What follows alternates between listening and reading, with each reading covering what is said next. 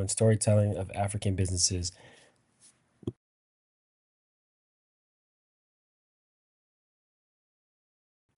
Okay, so let's start with major trading markets in Africa. So starting with Mogadishu, that's located in Somalia.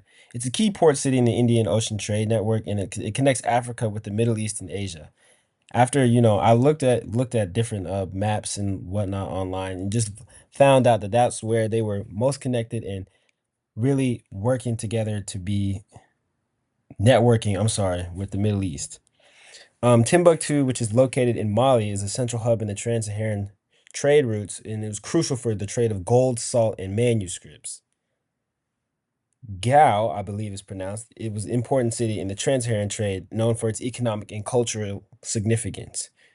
Meaning, when the slaves came, well, not slaves, when the people were enslaved and traded to the Western Hemisphere, they had a major, major cultural influence. In Kilwa, finally, last but not least, was an influential city, excuse me, city state on the Swahili coast, and it was active in the Indian Ocean trade network.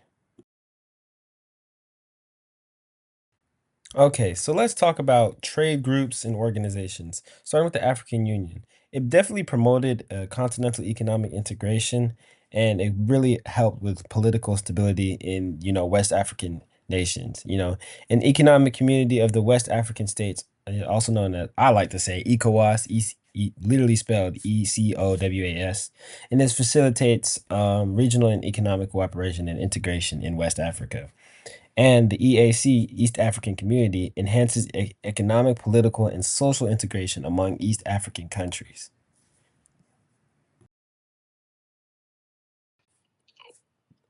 Let's refute some myths. Slavery was good for blacks because it taught them skills. Obviously, let's talk about how that's a myth. Slavery was a system of exploitation. The skills gained by enslaved individuals were exploited for the benefit of slave owners with minimal personal development or economic advancement for the enslaved. Obviously, we can't have that. Myth number two: Africans lived as uncivilized people and lacked complex economic systems. Obviously not true. African societies had sophisticated economic systems and trade networks. For instance, the Mali Empire and other West African kingdoms had advanced systems for trade and governance. And let's talk one more. Africans were incapable of understanding freedom and market driven society. Again, true. Many African societies had complex systems of governance and market participation that demonstrated an understanding of economic and social organization.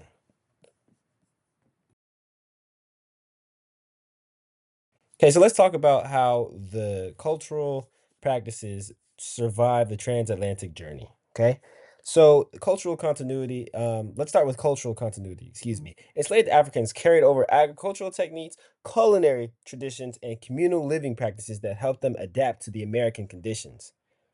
They also learned how to family network and mutual aid and create mutual aid societies formed that helped them form crucial support systems reflecting survival strategies and communal values.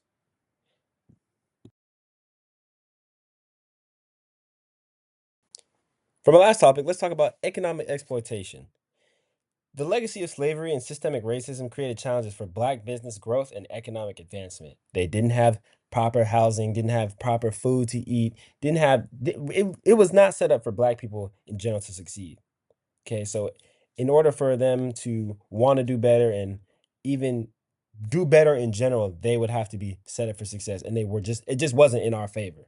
So, yes, thank you again for your time. Yes.